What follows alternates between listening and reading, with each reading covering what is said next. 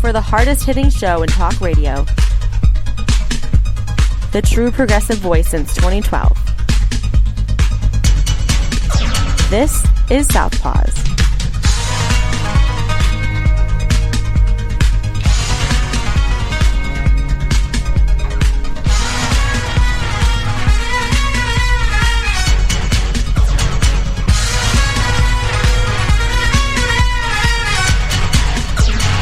And welcome to Southpaws on the Pacifica Radio Network. We are the leaders of the revolution. My name is Darren Gibson, and I'm your co-host. And my name is Jack Prince, your fellow co-host.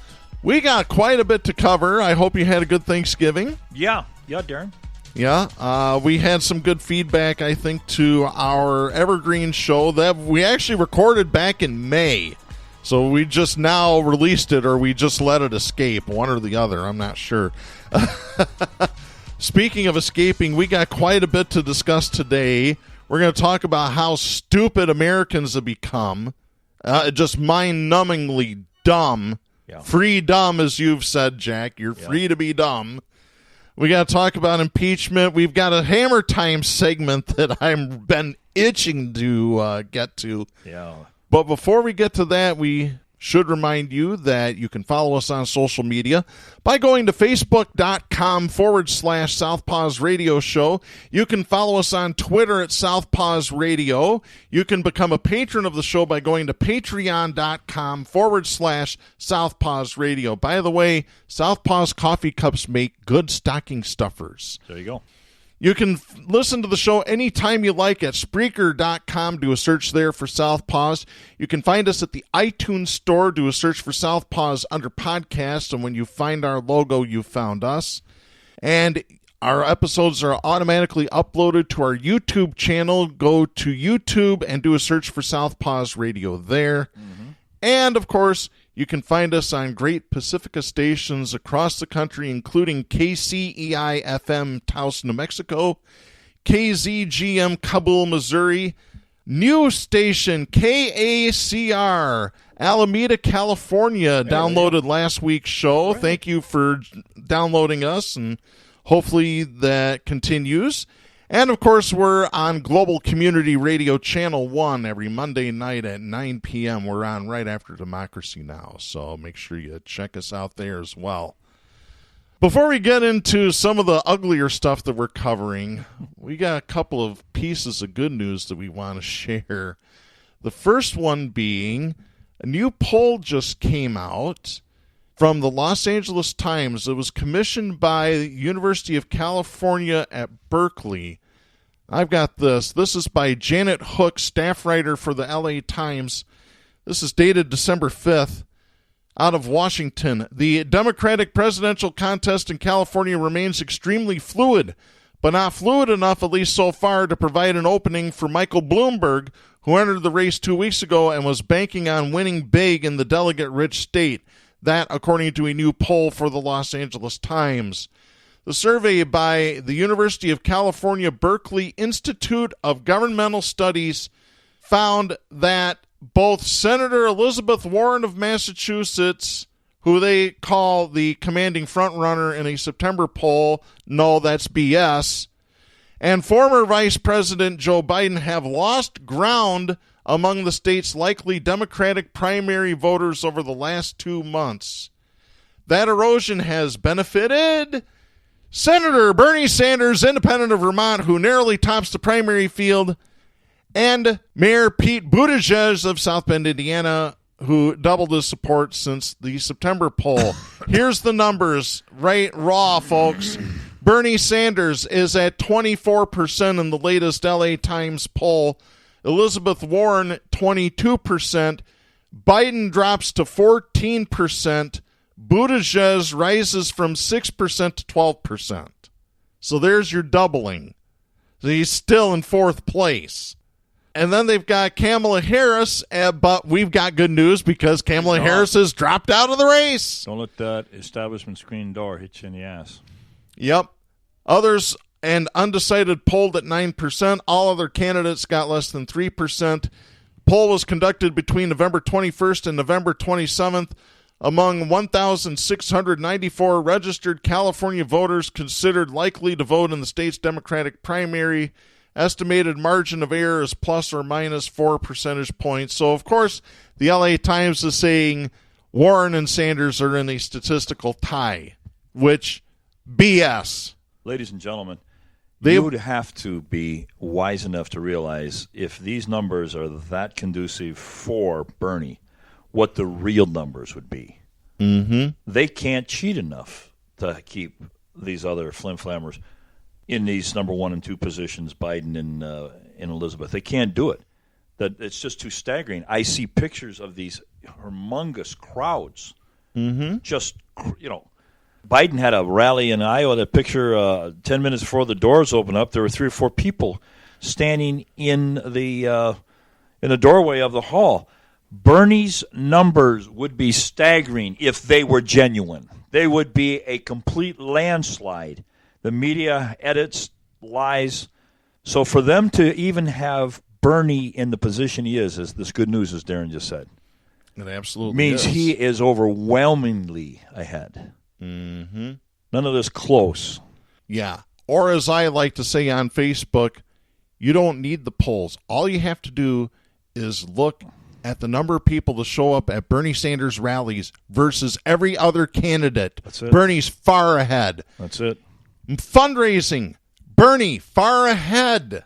Bernie's probably going to get 5 million donations this month.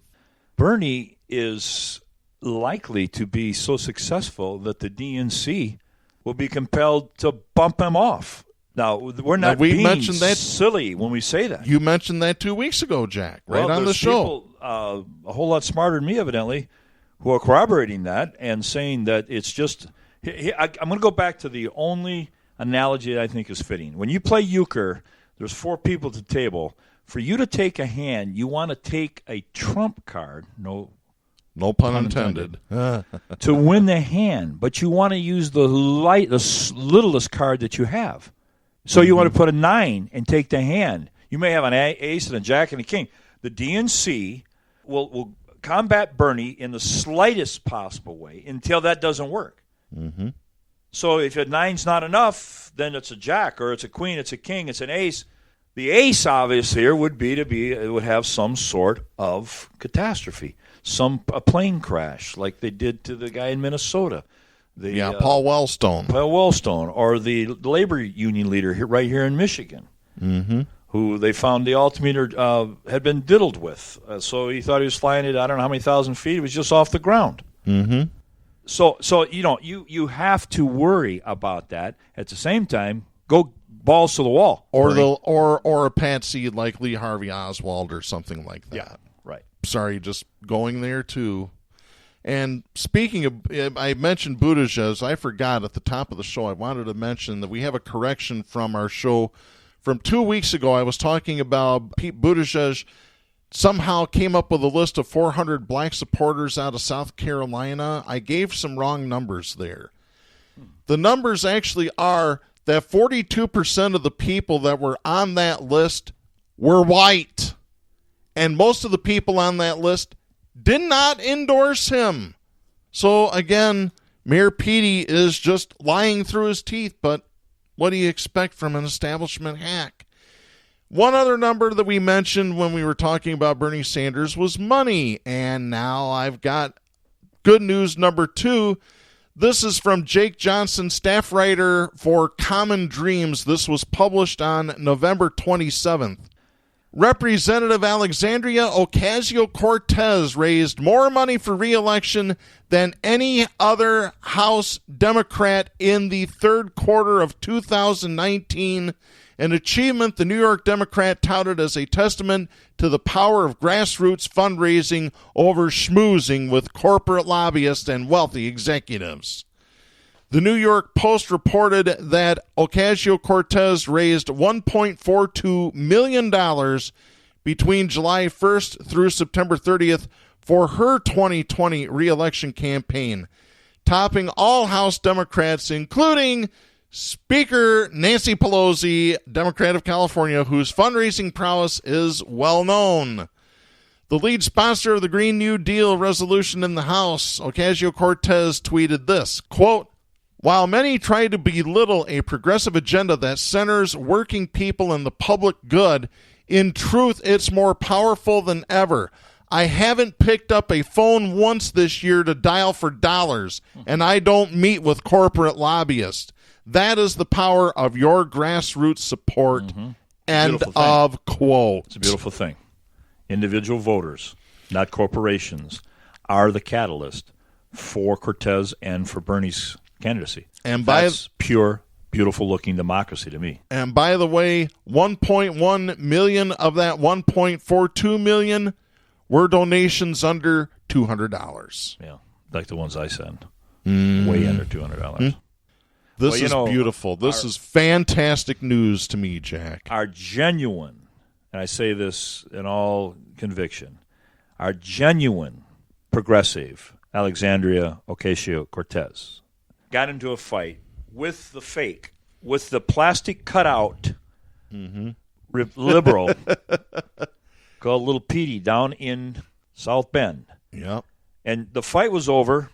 Pete's maintenance that, number one, it would hurt people financially. I don't know how. If you gave away, if you erased the debt. If you took the college debt, off of the books. $1.5 trillion worth. Think about it, folks. $1.5 trillion is what college students these days owe to the bank. I don't know how these establishment Democrats can actually think their frosting covers the cake, Darren. You're talking about there's no sense in saying it's going to hurt people financially if you take the college debt away. You've seen them defend the corporations with the insurance companies. You talk about a stretch. Really. They've got to really get creative. And when you pin them down, as our hero has done, Mrs. Cortez, or Bernie, and you get them in a corner, and you hold them, and you ask them some straight-up questions, they look foolish. I'm no big fan of Tulsi. I think she's got some things that I don't agree with. There's some things I strongly agree with. But she brought just the record out of Kamala. Just the record, which anybody could find in 15 minutes. Yeah. And that truth was like a bomb. It blew her right off the stage. And she never got back on, really. You could see it coming. Yeah. One of her top staffers just left last week to join the Bloomberg campaign. And basically scorched earth as she left the door of the Harris campaign.